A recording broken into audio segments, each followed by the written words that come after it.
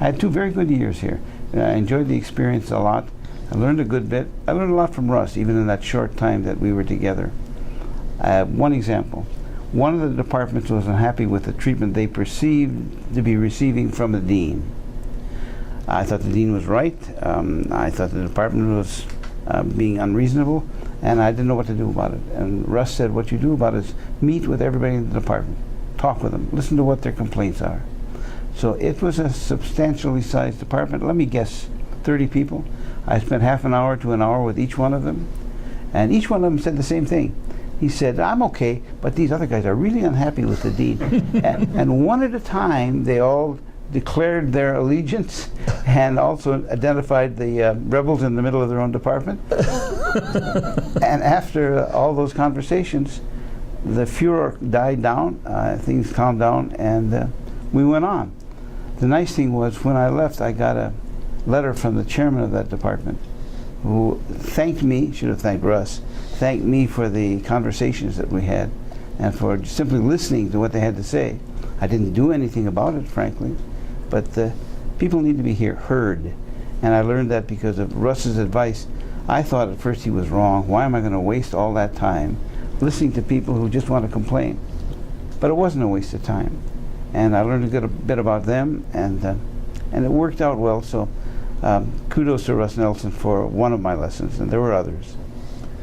Are there events that stand out in your memory as ones that sort of have stayed with you? There's a story that I'd like you to tell about the Danforth Chapel, but there probably are others as well. It's been a long time, but I do remember some of it. The Danforth Chapel had, there were people on campus who were concerned that this was a conflict between education and religion, and this is a public university and we should not be churchy, and so on. And so the conflict went on, it bubbled, it was in the newspaper, and not much happened until one day I got to campus early, and the cross off the top of the Danforth Chapel was lying on the ground. And one of the students said, the wind blew it off.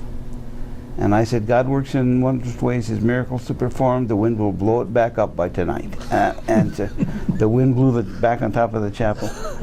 Come on, people, there are ways of talking about these issues instead of taking the destruction into your own hands.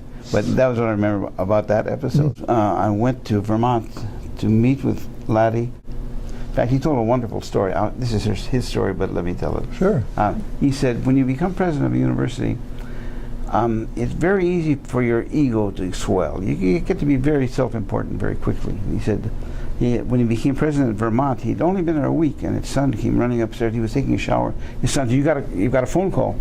And Laddie said, take the message. He said, no, it's Time Magazine, and they have to talk to you. So he got dried off and went to the phone and said, this is President Kaur. And he said, wondering all the time which of my faculty has done something worth celebrating or something worth criminal indictment. And the woman on the phone said, oh, I'm glad I've got you. We've got a special offer now, a 3-year subscription. And he said, now, I might not have taken the call if I'd known what it was about, but my ego told me it's Time Magazine, and they want to talk to somebody important, so here I am.